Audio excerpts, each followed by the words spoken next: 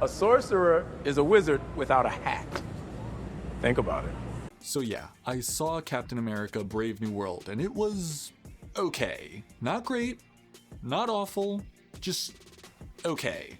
There were some neat ideas, some bizarre ideas, some plenty of fun moments in between, some inconsistencies that I didn't piece together until after I saw the movie, and some fairly benign things that I totally forgot about. But all in all, I'd say it was a pretty mid-range Marvel movie. Not the worst thing ever, not something that's going to save the MCU from the pits of Phase 4, but, a decent enough matinee watch. However, it was really hard for me to get at all excited for this movie, and I know I'm not alone. In fact, the chatter and buzz online was more about the movie crashing and burning than being good. And I think I know why. All of the issues, whether real or perceived, that people criticize this film for, all have roots from the Falcon and Winter Soldier show from 2021. All of which can be boiled down to three main problems that the show had. Problem number one. Sam getting the shield at the end of Endgame robs the show of suspense over who would get it. A la the who will wield the shield storyline from after Captain America came back from the dead. It's a long story. Or, if you're a DC fan, the Battle for the Cowl storyline from the Batman comics, after he came back from the dead, at around the same time that Steve Rogers did, which is also a very, very long story. Number two. Neither of the two antagonists, John Walker or Carly Morgenthau and the Flag Smashers, were nearly developed as much as they should have been. Which is a shame because the characters by themselves are interesting enough to warrant an entire movie just about the two of them fighting. And three. While the conversation around race in the story wasn't out of place given the nature of the plot and the themes, it was mishandled in a way, I think, that led to a lot of the divisive opinions about the show. And so I decided, after having rewatched Captain America's 1 through 4 as well as the Falcon and Winter Soldier show, to dissect what exactly it was that I think went wrong and the things I would have done to fix them.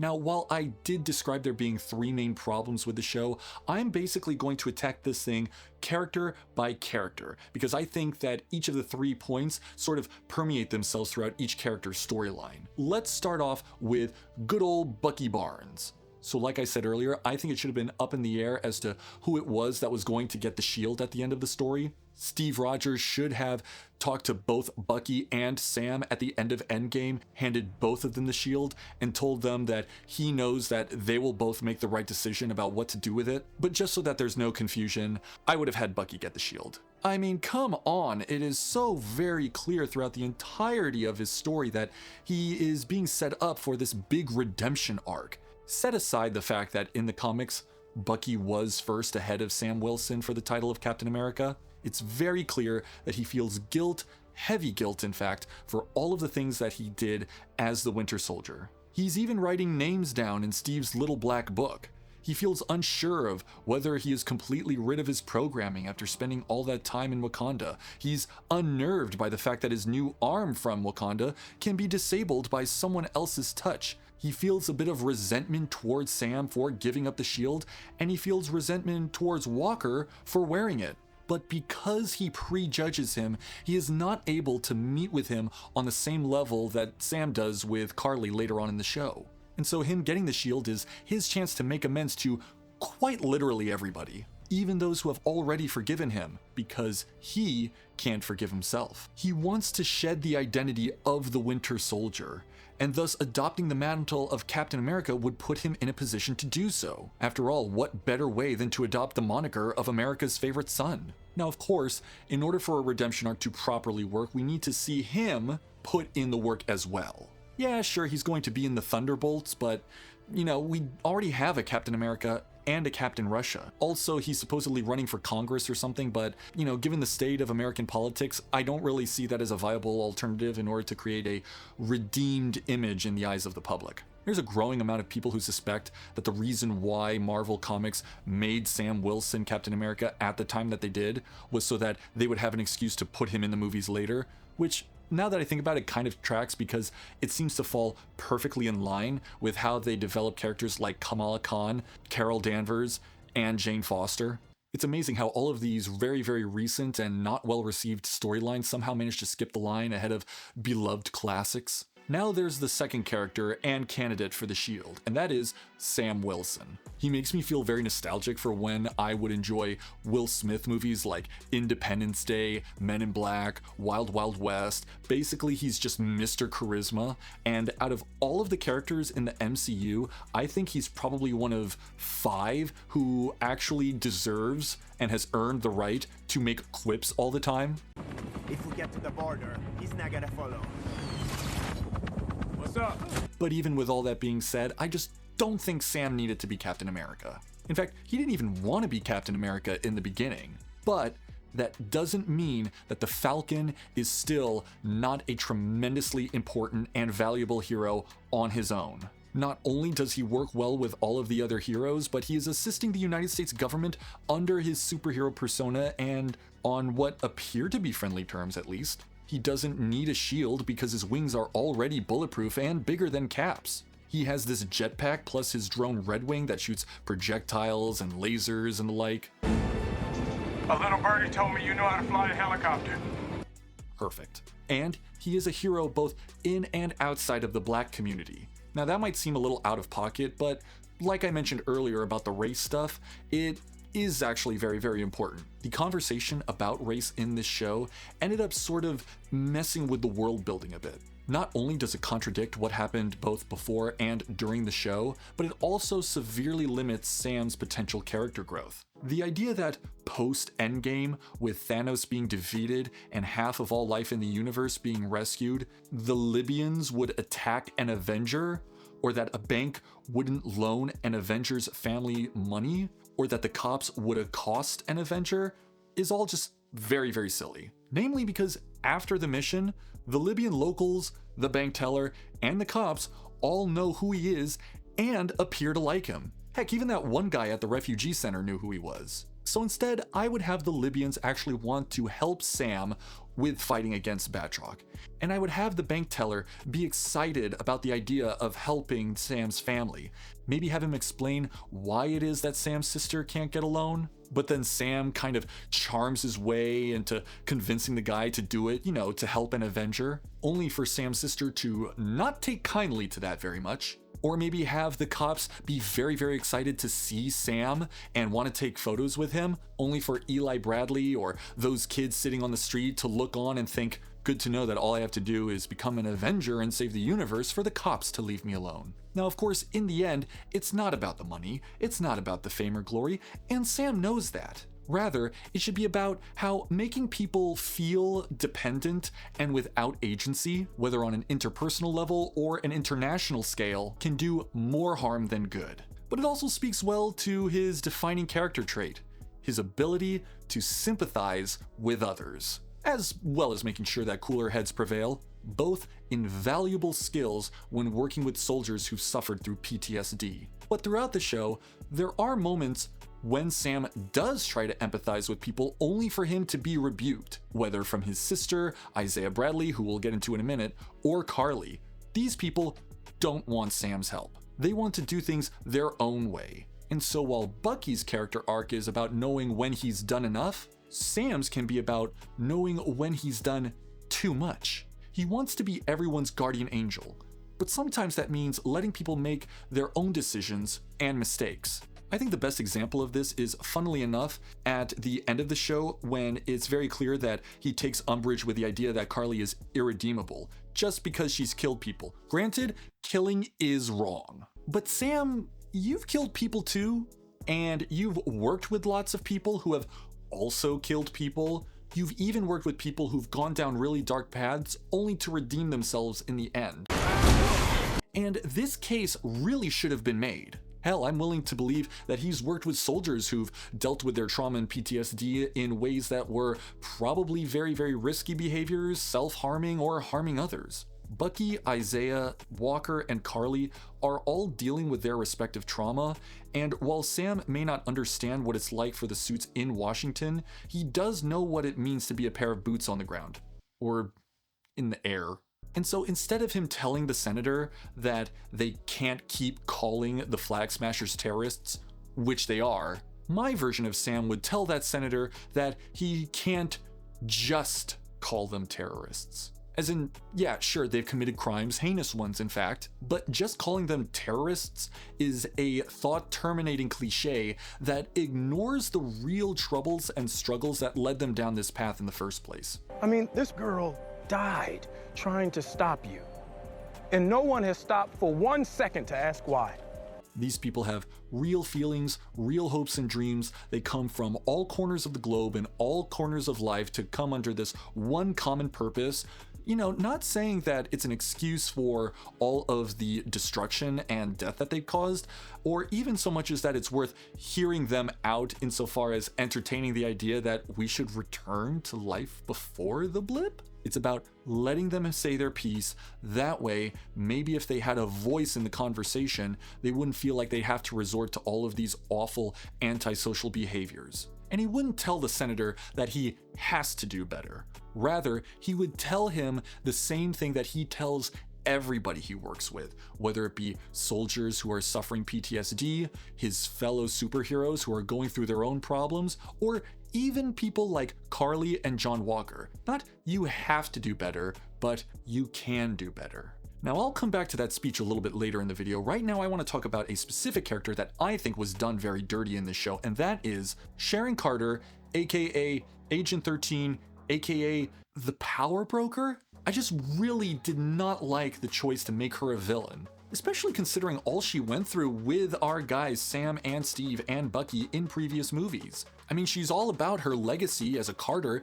Is this something that Peggy would have been okay with? Make Val the Power Broker. I mean, why not? She obviously has enough power and influence to make things happen. No, instead of having her turn out to be a twist villain that didn't actually work because the twist wasn't satisfying at all, I would have Sharon be in the show a little bit more. Not just simply because I think that she adds a nice dynamic between Bucky and Sam, but because I kind of want the idea planted that she could potentially get the shield as well. Now I know that sounds weird, but hear me out for a moment. So her aforementioned Aunt Peggy was a founding member of S.H.I.E.L.D. and fought alongside Captain America. In fact, they were lovers, much like Sharon and Steve, which is kind of awkward. In fact, there are several stories within the MCU that explore what would happen if Peggy Carter had taken the super soldier serum and wielded the shield instead. Then there is the not so well-known MC2. Well, that's a 3, but 2. An alternate universe within Marvel Comics where Shannon Carter, Sharon's niece, it's always nieces with this family, becomes the next Captain America, named American Dream. So there is already a precedent for her to not only be a legacy character within the Carter family, but also demonstrate that she is a very capable secret agent who is more than adept in hand-to-hand combat as well as firearms, that, you know, she could possibly work it. Now this can be a bit difficult because obviously she is not as physically strong as the two men. But even so, she may arguably be the best tactician. You see, Bucky, Sam, John are great soldiers, sure, but both of them are fairly reliant on having orders to follow, be it through having a man in the chair or being a man in a chair who just happens to be being brainwashed. Steve was always ready to go against the grain of both his government and even his fellow superheroes if it meant doing what is right. And I think that Sharon's thirst to prove herself is probably the best avenue to recreate that feeling. The fight scene in the shipyard is the best place that showcases her abilities as a secret agent and a fighter, but I would have liked for her to join with Sam and Bucky in Europe so that she could also get some time to maybe fight a couple of Flag Smashers. Maybe at some point during the fight with the Flag Smashers, alongside Bucky, Sam, Walker, and Battlestar, she could maybe pick up a dropped shield and thrown it really hard and actually manage to land a couple of hits. In the end, I do believe that Bucky should have gotten it instead of Sam. But I also believe that Bucky and Sam shouldn't have been the only two candidates. Each of the three candidates has good enough of a reason to want to be Cap, but they also have a hang-up or two that makes each of their respective arcs that much more satisfying. Bucky wants to be Cap, but he does not feel he is worthy of the shield because he's having a lot of difficulty following through with his promise to do right by those he's hurt as the Winter Soldier. Sam does not want to be Cap, but he also wonders if maybe he should take up the role in order to help people within his community, and if that is even the right reason to want to become Cap in the first place. Sharon would definitely become Cap if it meant that she could get her life back, but she wonders if she's doing it to avenge the legacy of her family name and Steve Rogers, or if she's simply doing it all for her. Although personally, I think the fact that Bucky is a super soldier, that's really all I need. I think that Captain America should be a super soldier.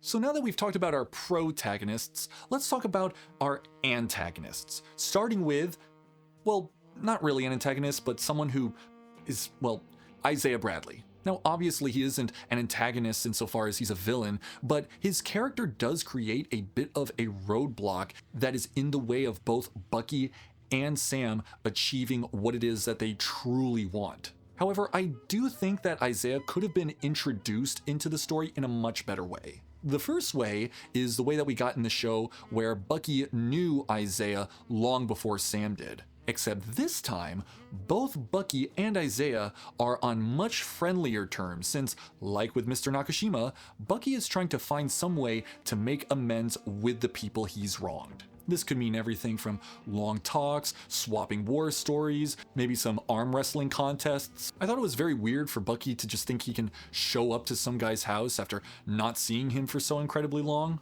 In fact, I think it would be cool if Isaiah's name was in Steve's book before Bucky got it, sort of implying that Steve knew about him as well. You could follow this up with another scene either right after or later on where Isaiah has a heart-to-heart with Sam, that it's hard for Sam to truly understand what it was like for black folks like Isaiah living back in the days of Jim Crow, that Sam is a celebrity who is celebrated and recognized. And maybe Sam pushes back because he believes Isaiah is wrong, but he wants to hold back because he respects Isaiah too much. Now, the second way is for Sam to know about Isaiah before Bucky. He would invite him over, but Isaiah Bradley does not like the fact that Bucky is there because he knows who and what he is and doesn't see him as being any better than John Walker, who also isn't bad per se, but Isaiah Bradley is inherently distrustful after all of the shit he went through. Sam would see this and try and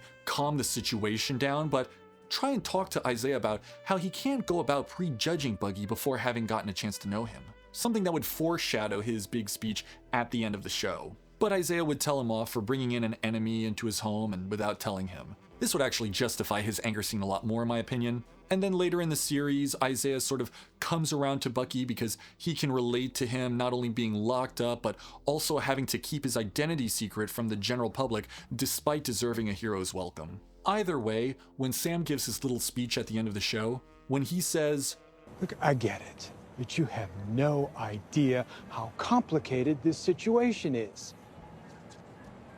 You know what? You're right.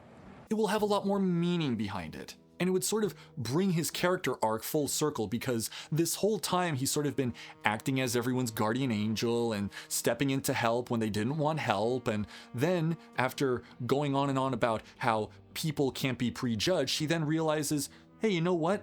Maybe I did a little bit of that myself, just in a nice way instead of a mean way. And then after seeing Sam realizes that he doesn't understand, but he can still try and be a better person for it, maybe Isaiah would then feel a little bit more comfortable about being invited to see his statue at the museum. Now there's also another thing that Isaiah said that was a little bit awkward, and that is how there will never let a black man be Captain America. And then Sam mentions at the end of the show that he's aware of how he's a controversial figure by virtue of being a black man wearing the stars and stripes, but I don't think this is entirely true because, well... the American people will soon know him as the Iron Patriot.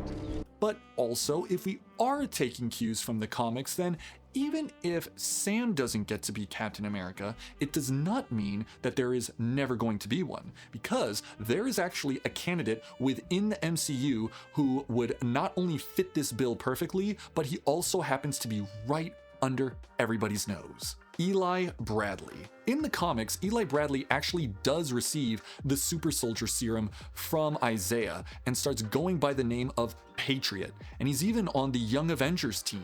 I think that, be it the comics or the movies, the better move would have been to wait for Eli Bradley to get a little bit older and then become Captain America after Bucky is done. And Sam Wilson, maybe being a little bit older himself, would fill in the role of a mentor for Eli, which would then act as a fun little flip on his previous relation with Steve. Then there is Zemo. Now, I actually have very little to say about Zemo. I think he was just fine in this show as is. His character serves a very specific purpose that was soundly concluded by the end of the show. I understand that a lot of people would have liked for him to be on the Thunderbolts team for the movie. However, this version of Zemo is simply not that type of character. He is much more calculating and strategizing and behind the scenes, as opposed to a version of Zemo that is much more active and willing to throw down. The only real issue that I have with the Zemo situation is that Sokovia, after Ultron, was divided amongst all of the other neighboring countries and basically wiped off the map, which I think is a bit of a bummer because it's nice having fictional countries in the MCU, whether it be Wakanda or Madripoor. Okay, so now we're going to talk about my favorite character from the show, and that is John Walker. Now again, I think that John Walker, and to an extent Battlestar, are fine the way they are in terms of how they were written. Even if they did make John behave a bit out of character for someone who is dedicated to peacekeeping to the point where they're a 3-time Medal of Honor recipient, but he should have had his own episode. We hear them describe that they did a lot of badass stuff overseas, but what did they do? Both John and Lamar say that their time in Afghanistan was hell, but why? And so my idea for John and Lamar is to have an entire episode dedicated to what they were doing before John became Captain America.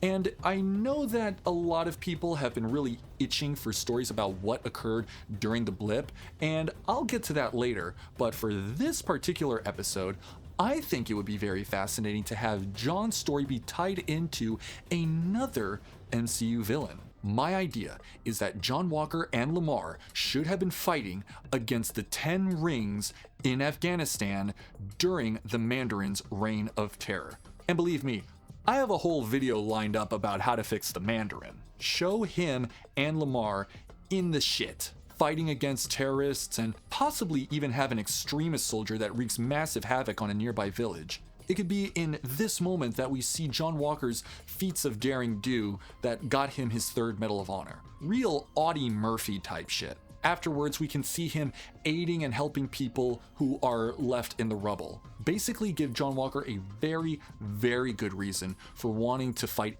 extra hard against the Flag Smashers. Because as far as he's concerned, he's already fought people like them before. I think that this episode should occur right between episodes 4 and 5 after he kills that one Flag Smasher, and then at the beginning of the episode, we see him in that big hangar, and he reminisces about his best friend Lamar and all of the things they went through together in Afghanistan.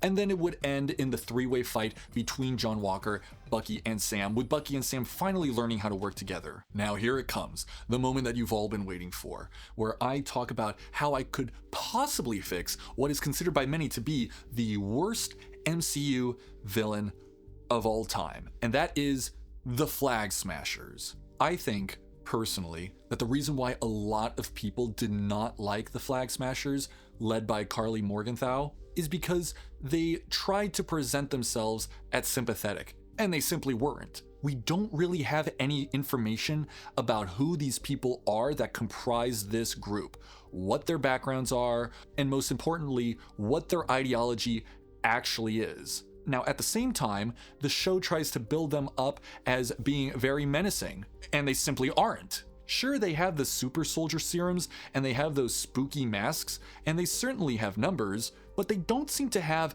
a plan that is nearly coordinated enough to pose a threat to the system. I think that what should have been done is not so much as the menacing or scary route, but the sympathetic one. How? By making it very clear that they are in the middle of a downfall arc, and that they are struggling to climb out of it. What I think would be much more compelling for the audience is being able to tell that the Flag Smashers are not so much malicious and vindictive, so much as they are lost and misled, and are thus easily manipulated into doing awful things. Deep down, we know they will not succeed, and are very likely going to get themselves killed. And so, while we cannot sympathize with their cause completely, we can still feel sorry for them. That way, when we see them sort of losing it all for nothing, we can then root and cheer for the heroes to sort of save the Flag Smashers from themselves. In essence, we are sad for them because they are clearly pawns in someone else's game,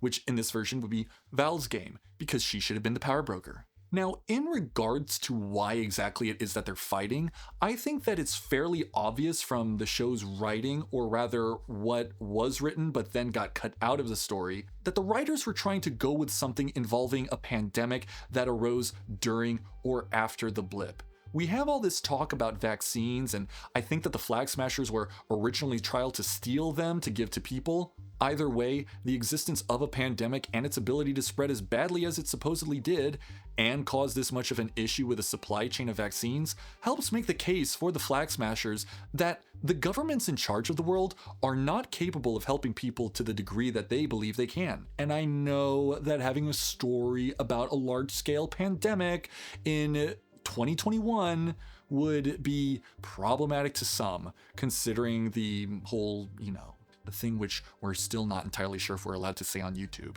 But the way I see it, if you're a Marvel Studios and people complain, you say, fuck you. Why? Because you came up with it first. You didn't manifest the pandemic into the real world. That was your idea that you came up on your own, and so you should just own it and say, no, you move. Of course, there are some writers who say that they had never intended to actually do a pandemic thing. Sure, Jan. And so, like with John, we would see Carly's life before the blip. I would have this episode occur right between 3 and 4. Episode 3 ends with her being called to Mama Donya's side, her passing away, and then having her grieving with the rest of the commune. We as the audience wouldn't really know who this woman would mean to her, but she would give a little speech at the end with her chanting her "One World, One People" line into the group like a prayer, thus paving the way for episode 4, Carly's origin story. So because of the snap, billions of people vanished in an instant, and thus the world had to come together in order for the remaining people to survive. Of those billions of people, millions of them vacated positions of power and influence, leaving their wealth behind. This in turn would lead to a lot of people suddenly having access to wealth, opportunity, and resources that were previously unavailable to them. There were less predatory policies in place by governments, there were little to no homeless people walking around, there was probably a lot more food to go around for those who were hungry, and more reasons why some people might feel like Thanos might have been right. But all that would change with the arrival of MADS.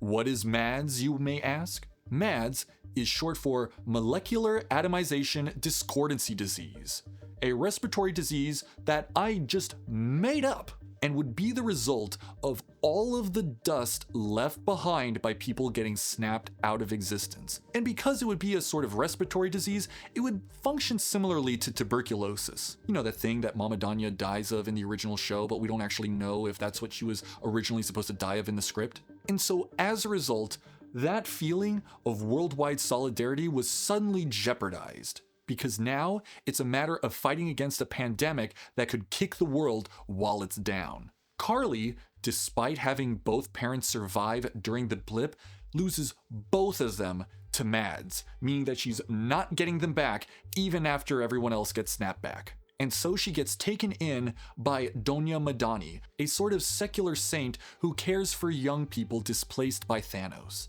There, Carly learns about love and compassion from Mama Donya and helps take care of child refugees from around the world and enjoys the role of being a big sister.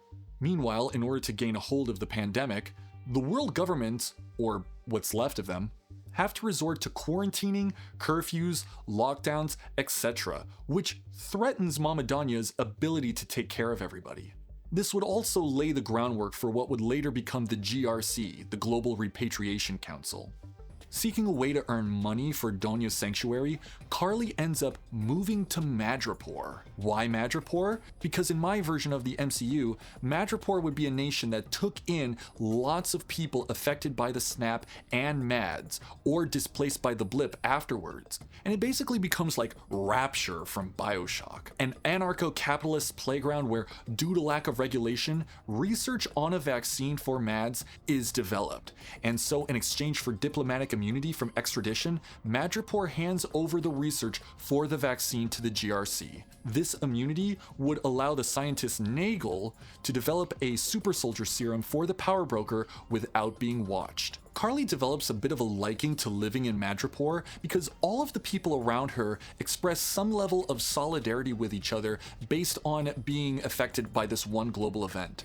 There are so many refugees and expats that the idea of nationhood became sort of anathema to her. She starts working for Selby, who is very different from Mama Donya in that she is significantly more cutthroat and cruel, but nevertheless, Carly starts to admire her in a similar but different way than she does with Donya, because despite employing men significantly bigger and stronger than her, she is very clearly in charge of her operation, and everyone is intimidated by her and her power. And so Carly's view of how the world ought to be run would sort of morph into this anarcho-communist type of ideology, where she abhors the idea of nation states, but is still strongly community-oriented. And it is there, while in Madripoor, that she would develop her slogan of One world. One people. But then, the blip ends. And all of the people who were gone now want their homes, their property, their jobs, wealth, communities, countries, and their lives back. And the GRC now has to work to relocate all of the migrants and refugees who moved around during the blip. And a lot of these people resent that they now are being treated like squatters who have to move. And so now we flash forward back to the present day, where they feel not only pressured to do whatever the power broker wants, because they are the only one who can assist them in trying to, obtain super soldier serums to further their cause, but they also then have to engage in increasingly dangerous stunts in order to cause and sow chaos and division. And so for their big grand plan, I would incorporate the Mad Bomb storyline. For those that don't know, the Mad Bomb storyline is one used within the Captain America and Avengers comics to describe a bomb that releases a gas that causes people to become super violent.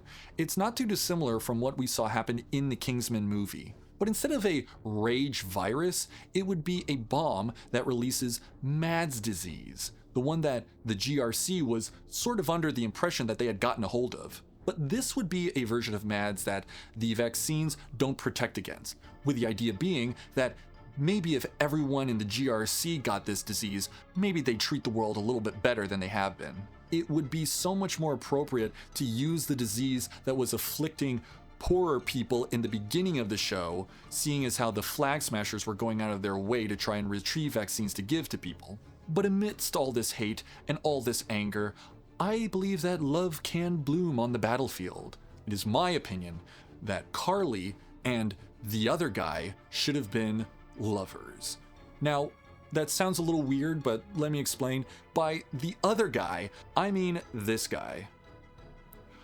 Or this guy. I don't really care. They're both basically the same character. You see, that's the other main issue with the show, is that we have all of these nameless people within the Flag Smashers. I get that maybe it sort of speaks to how they all wear masks like Antifa, and that they're all just, average nobodies that nobody cared about. But, for the sake of the story, I think we can give the audience at least one other Flag Smasher worth caring about. So this guy's name is Nico, and then this guy is named Dovich. They should have just been one character, just merge them together, call them Nikovich. Have Nikovich be the sort of angel on Carly's shoulder, always saying the right thing, sort of easing her away from doing anything or saying anything that's a little bit too edgy. But then have him be the one that is killed by John Walker. Since he wasn't the one who killed Battlestar, Carly would feel extra guilt over him being the one that John Walker chose to go after. Now, I think that the scene where she blows up the people in the building should have happened after Nikovic gets killed by Walker, because now it would be that much more evident that after Carly has lost Danya, lost Selby, and now her boyfriend Dovich, she feels like she has nothing left to live for other than her ideology. And so now she is just outright about terrorism and murder. But then right at the end of the show, right at the very climax, there would be a scene where Sam is trying so desperately to talk Carly out of doing it, to talk Carly out of disarming the mad bomb.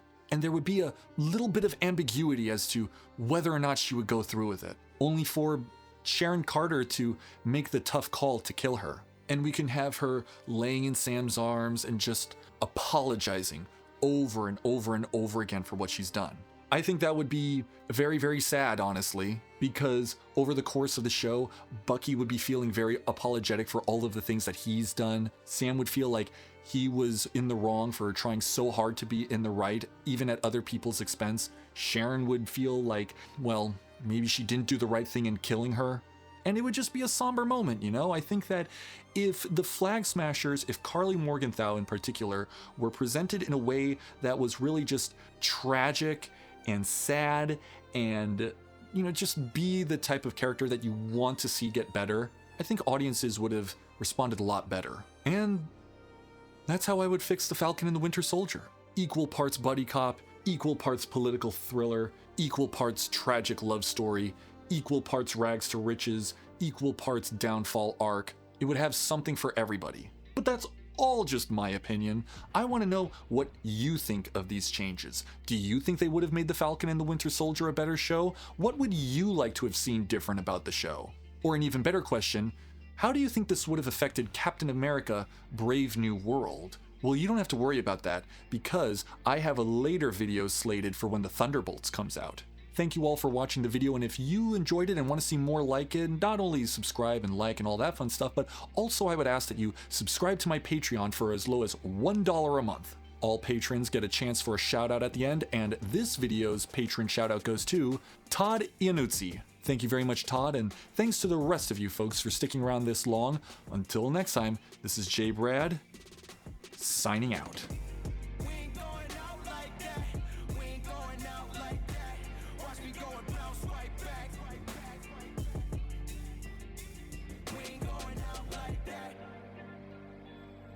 I guess some things never change.